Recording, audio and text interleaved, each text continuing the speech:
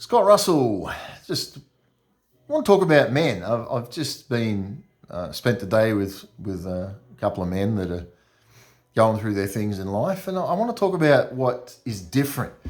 Because as men, there's men that are having issues in their life. Their wife's done this, their wife done that, or whatever, and they fall into victim thinking. You know, poor me, poor me, poor me. And I'm not talking about those sort of people that want to just suck their thumb in the corner. But there's men here that I am constantly being approached by who are going through real life issues, and they're not thinking as victims, but they're standing strong in what they're living, rising up in what they're living. And I've had men that have contacted and sort of said, look, I'm not suicidal, but I'm struggling with depression and I'm really struggling in myself, and I don't know where to turn to with some of the things that are going on.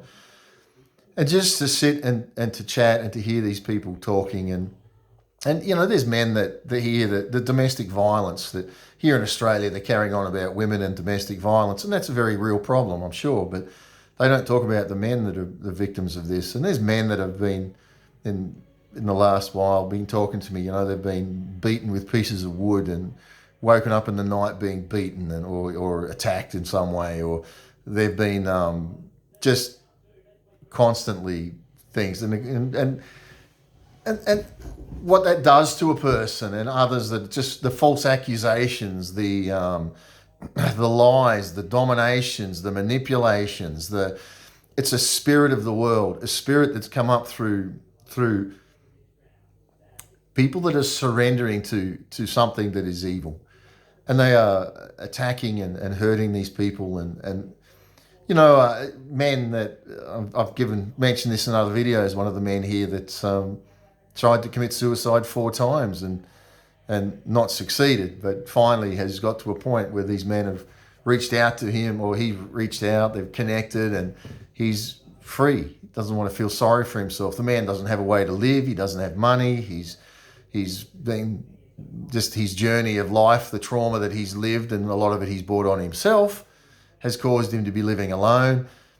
But he's reversing that. He's woken up. And so to just hear the endless men that have been carrying so much that are actually starting to say, you know what, and they're not being weak. I mean, I was talking with a couple of guys today, and I said, it takes more as a man to be able to open up your heart and to be vulnerable than it does to say, I'm a tough guy and I'm not. No, there's a time for toughness and there's a time for vulnerability. And I was just so blessed by some of these men that are just starting to open up. And I come down to this city every second weekend, and down here there's just an organic move of guys that are starting to happen. And I'm talking about gutsy guys, men that are men. And starting to just come together and talk. And when I'm not here, when I am here, wanting to come all together, and they're connecting with each other around that, and just encouraging one another, calling in at each other's works, and it's been a very very special time, very very encouraging to see that happen, very humbling to be part of that, very humbling to be honoured and respected by some of these men that would open their lives in such a way. And I wanted to share with some of you men that maybe you're carrying loads that feel a little awkward to talk about, and don't know where to talk about it or how to talk about it. And men as men, often we can't. You carry a load. You got to carry it. You have a choice. You curl up in a ball, suck your thumb. You hope that your mum picks you up. Yeah, but when you're a man, that ain't going to happen. Or you drag yourself to your feet. And sometimes, and I was saying, you get knocked to the ground and you lay there and not knowing how you're going to go on, and then you drag yourself up onto your hands and knees.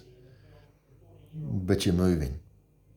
And you're moving. And sometimes you'll crawl for a while and not knowing how you're going to get up from there, and not even having the strength to get up from there. Then you get up on one knee, and maybe you reach out to somebody in some way, and they kick you down again. Because that's the world, right? I mean, the world doesn't celebrate what you're doing. The world's there to kick you, to rob, kill, steal, and destroy. But Jesus said, I've come that you'll have life and have it more abundantly. And I tell you, once you get on your hands and knees, there'll be a day you'll get up on your knees. There'll be a day that you'll stand on your feet. There'll be a day where you'll start to walk again. And there'll be a day you'll roar. And when you roar, look out. I had a man that's a businessman in the States when I went through my time, and he said to me one day, Scott, you're a lion that's been eating grass. And he says, it's time for you to tear meat and to roar again. And I can tell you, as you get free of the victim thinking, to me it was a surrendering to God, surrendering of myself, not self-medicating in stuff that's going to take my essence, to take my manhood.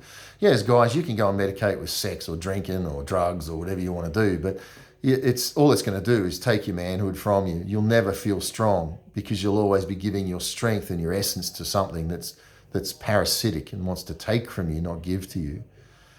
So it's damn hard, let's be honest. Sometimes you'd love somebody to love you, somebody in that way, somebody to just care, somebody to stand with you. But when it's not there, you have to make the choice. Do I feel sorry for myself, or do I get up and go? And when you get up and go, then it's to remain vulnerable to others that do want to come around your life.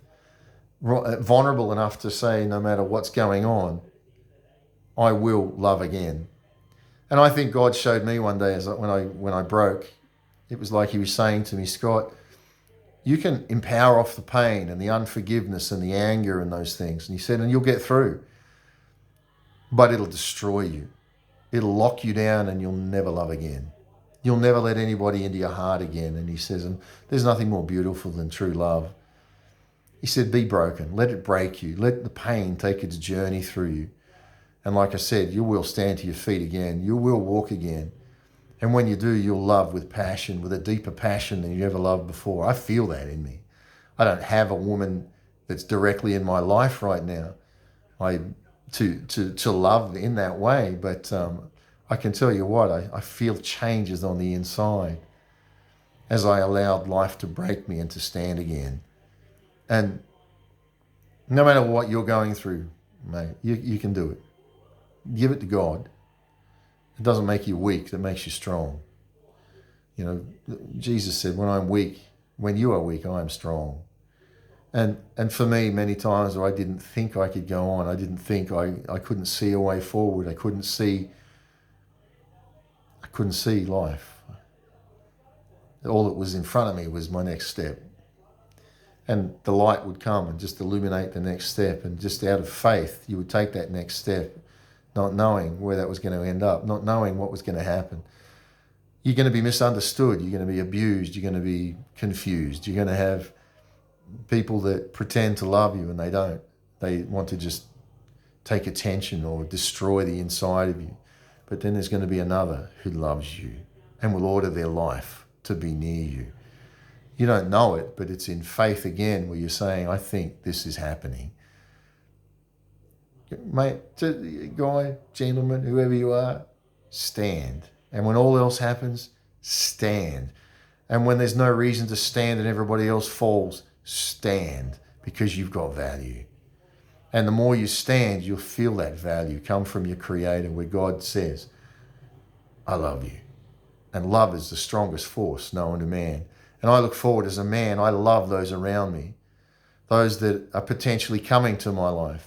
I love the fact that I can love them and be a pillar. And I had a friend that used to say in all of this, he said, Scott, just be the spiritual rock. And when you're a spiritual rock, the children and your children that have been lied to and manipulated and weaponized will come back to the rock, because he said, I've seen it. And I can promise you, as sure as there's a God in heaven, they'll be drawn to the rock. Man, be a rock. No matter what your world's doing, no matter where it's going, be a rock. And that comes from not being a tough guy, but from being a vulnerable guy that reaches out to your God and knows how to love in vulnerability, how to love in brokenness, and how to be open. Even when you're going to get kicked down, love anyway, because love conquers all. And when they knock you down, get up and go again. God bless you.